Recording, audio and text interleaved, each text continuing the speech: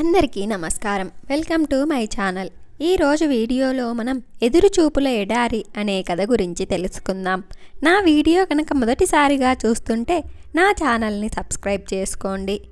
అమ్మ, ఇంకా మనకు మంచి రోజులు వచ్చినట్టే. నాకు బీటెక్లో మంచి మార్కులు వచ్చాయి. ఇంకా ఎన్నో రోజులు ఉండవు మనకు ఈ కష్టాలు. ఇంకొన్ని రోజులలో మంచి ఉద్యోగం తెచ్చుకుంటాను. నిన్ను నాన్నని బాగా చూసుకుంటాను. ఆ తర్వాత నాన్న కష్టపడి రిక్షా తొక్కవలసిన పని లేదు. నువ్వు కూడా రాత్రి పగలు నిద్ర మానుకొని ఆ కుట్టు మిషన్ కుట్టవలసిన పని లేదు. అలానే తమ్ముడిని కూడా మంచి కళాశాలలో చేర్పించవచ్చు అని ఆనందంగా చెప్తున్న తన కూతురి మాటలకి ఎంతో ఆనందపడింది కోటమ్మ. అయితే ఇన్ని రోజులు మేం పడ్డ రెక్కల కష్టానికి మంచి ఫలితం రాబోతోందని ఎంతో సంతోషపడింది. ఆ రోజు అతి త్వరలో రావాలని ఎంతోమంది దేవుళ్లకు ప్రార్థనలు చేసింది. ఈ వీడియో చూసే ముందు ఒక లైక్ చేసి స్టోరీ చివరి వరకు చూసి ఎలా ఉందో ఒక కామెంట్ చెయ్యండి. మీరు చేసే ఒక లైక్, ఒక కామెంట్ నాకెంతో ఉత్సాహాన్ని పెంచుతుంది. ఆ రోజు కోసం ఎంతో ఆశగా ఎదురు చూశారందరూ. ఆ రోజు రానే వచ్చింది. సంధ్య తన ఉద్యోగ ప్రయత్నం కోసం హైదరాబాద్ వెళ్ళడానికి నిశ్చయించుకుంది. అక్కడ తను ఉండటానికి కావలసిన డబ్బు కోసం బయట అప్పు తెచ్చి కూతురికి ఇచ్చి ఆనందంగా సాగనంపారు రాధయ్య మరియు కోటమ్మ. తాము పడ్డ కష్టానికి తగ్గ ఫలితం రాబోతోందని ఎన్నో ఆశలతో ఎదురు చూస్తున్న ఆ దంపతులను విధి వెక్కిరించింది. ఏమైందో ఏమో తెలియదు కానీ తన కూతురి మరణ వార్త ఆమె చెవిన పడింది. ఉద్యోగంతో తిరిగి వస్తుందనుకున్న కూతురు ఇలా జీవం లేకుండా పడి ఉండడం చూసి ఆ తల్లి గుండె పగిలిపోయింది. కన్నీరు మున్నీరై విలపించింది. ఎన్నో ఆశలతో పట్నం పోయిన పిల్లని ఇలా చూడవలసి వస్తుందని కలలో కూడా ఊహించలేదు. విధి ఆడిన ఈ ఆటలో ఆ తల్లికి బిడ్డని దూరం చేసి కడుపు కోత మిగిల్చింది. తన జీవితం గురించి ఎన్నో కలలు కంటూ ఎంతో కష్టపడి చదివింది. ఇంత కష్టపడి చదివించిన మిమ్మల్ని ఇంక మీదట కష్టపడకుండా చూసుకుంటాను. అలా మీ రుణం కొంతైనా తీర్చుకుంటాను నాన్న అంటూ వెళ్ళింది. ఇంతలోనే ఇలా జరిగిపోయింది అంటూ తల బాదుకుంటూ ఏడ్చాడు రాధయ్య. ఆ మరణ వార్త విని ఊరంతా విలపించింది. అది తూర్పుగోదావరి జిల్లాలోని మారుమూల చిన్న పల్లెటూరు. రిక్షా తొక్కుతూ అప్పుడప్పుడు కూలి పనికి పోతూ ఏదో తనకి వచ్చిన సంపాదనతో ఇల్లు నడిపేవాడు రాధయ్య. ఇంట్లో ఉంటూ ఏదో తనకి వచ్చిన కుట్టు మిషన్ కుడుతూ భర్తకి తన వంతు సహాయం చేసేది కోటమ్మ. వీరికి సంధ్య, కిషోర్ అని 2 పిల్లలు. ఎంత కష్టమైనా పర్లేదు, మన పిల్లలు మనలాగా కాకూడదు, మంచిగా చదివించి వాళ్ళ కాళ్ళ మీద వాళ్ళు నిలబడేలా చెయ్యాలన్నది వాళ్ళ కోరిక. అదే కోరికతో తమకి ఉన్నంతలోనే పిల్లలిద్దరినీ చదివిస్తూ వచ్చారు. 10వ తరగతి వరకు పక్క ఊరిలో ఉన్న ప్రభుత్వ పాఠశాలలో చదివించారు. తర్వాత కాకినాడలో ఇంటర్ పూర్తి చేసి ఎంసెట్లో మంచి మార్కులు రావటంతో మంచి కళాశాలలో బీటెక్ చేరడానికి నిర్ణయించుకుంది సంధ్య. కళాశాల చదువు ఖర్చు అయితే గవర్నమెంట్ కడుతుంది కానీ ఉండటానికి తినటానికి చాలా ఖర్చవుతుంది. అంత డబ్బు ఎక్కడి నుండి తీసుకురావాలో తెలియక సంధ్య వాళ్ళ తల్లిదండ్రులు బాధపడుతుండగా వాళ్ళమ్మ దగ్గరికి జాకెట్లు కుట్టించుకోవడానికి వచ్చే ఒక పెద్ద ఆవిడ అప్పుడే అక్కడికి వచ్చింది.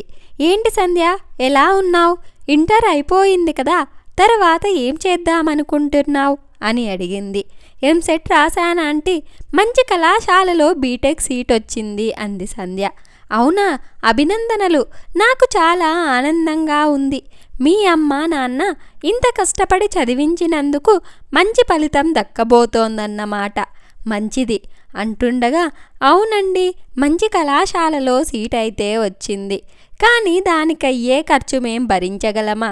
ఉండటానికి తినటానికి చాలా అవుతుంది కదా, దాని గురించే ఆలోచిస్తున్నాం. మరలా చిన్నోడు కూడా 10వ తరగతికి వచ్చాడు. వాడికి పెరుగుతున్నాయి ఖర్చులు అంది సంధ్య వాళ్ళమ్మ. అయ్యో, ఈ మాత్రం దానికేనా?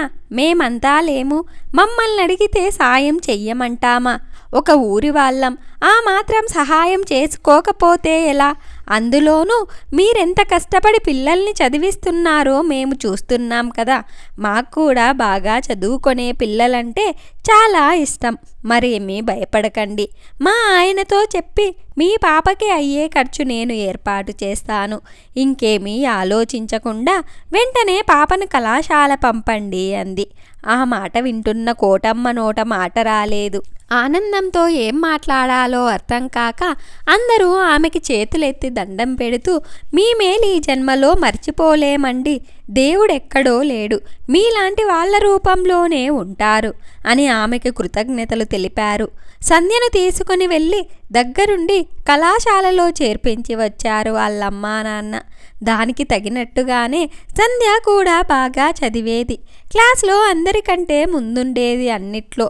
వాళ్ళ ఉపాధ్యాయులు కూడా ఎంతగానో ఇష్టపడ్డారు సంధ్యని. చక్కని సంస్కారం, పెద్దలంటే గౌరవం, ఎప్పుడూ నవ్వుతూ ఉండడం, అందరితో ప్రేమగా ఉండడం చూసి తన క్లాస్లో కూడా చాలామంది అభిమానులు ఏర్పడ్డారు సంధ్యకి. ఇలా మొదటి సంవత్సరం పూర్తయింది. కళాశాల మొదటి స్థానం దక్కింది సంధ్యకి. ఇక 2వ సంవత్సరంలోకి అడుగు పెట్టారందరూ.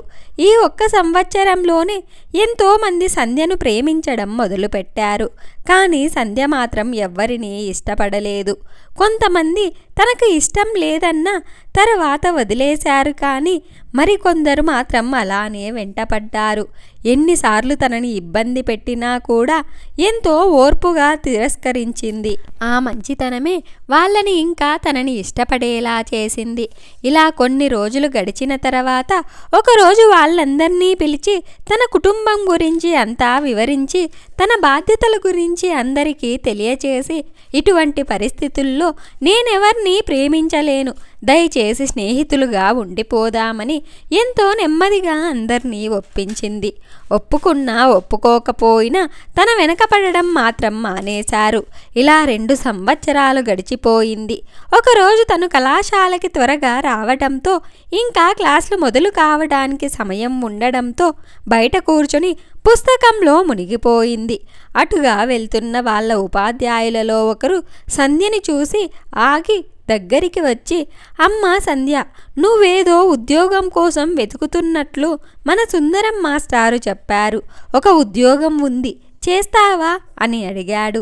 ఎంతో ఆనందంగా, అదేంటో చెప్పండి సార్, ఇప్పుడే వెళ్ళి చేరతాను అంది సంధ్య.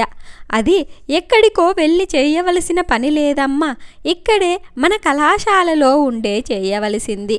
నీ క్లాసెస్ అన్నీ అయిన తర్వాత ఒకసారి నాకు కనబడు, వివరాలు చెప్తాను అని అక్కడి నుండి వెళ్ళిపోయాడు. సంధ్య ఆనందానికి అవధులు లేవు.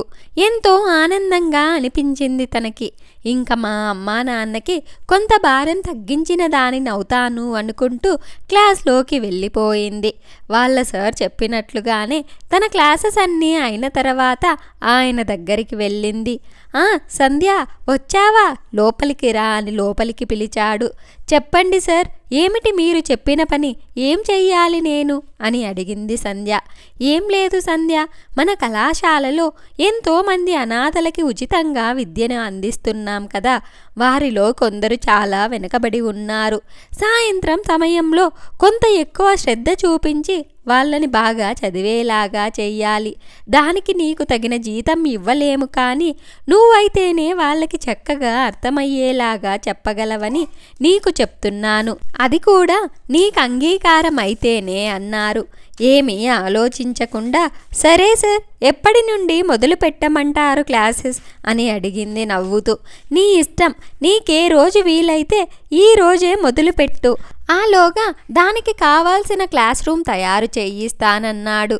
సరే సార్ అని నవ్వుతూ అక్కడి నుండి వెళ్ళిపోయింది సంధ్య. బయటికి వచ్చి ఇలా అనుకుంది, నేను ఏదైనా ఉద్యోగం చేస్తూ చదువుకుందాం, ఆ వచ్చిన జీతంతో కొంతైనా ఇంట్లో వాళ్ళకి భారం తగ్గిద్దామనుకున్నాను. కానీ ఇప్పుడు ఈ ఉద్యోగంకి జీతం ఏమీ ఉండదు కదా, అయినా ఆ అనాథలకి ఈ రకంగా అయినా నా వంతు సహాయం చేసిన దాన్నవుతాను అంతకన్నా ఇంకేం కావాలి అనుకుంది. ఇలా ఉదయం నుండి సాయంత్రం వరకు తన క్లాసెస్ అవి అయిపోయిన వెంటనే వాళ్ళ క్లాసెస్ చెప్పడం, ఇదే తన దినచర్యగా మారింది. కొంతకాలంలోనే వాళ్ళంతా చాలా చక్కగా అన్నీ నేర్చుకోవడం అందరినీ ఎంతో ఆశ్చర్యానికి గురి చేసింది.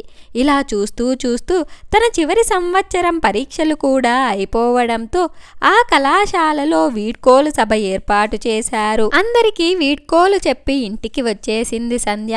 కొన్ని రోజులు ఇంట్లో వాళ్లతో సమయం గడిపిన తర్వాత ఉద్యోగ ప్రయత్నం కోసం మరలా పట్నం వెళ్ళవలసి వచ్చి అందరికీ వీడ్కోలు చెప్పి బయలుదేరింది సంధ్య.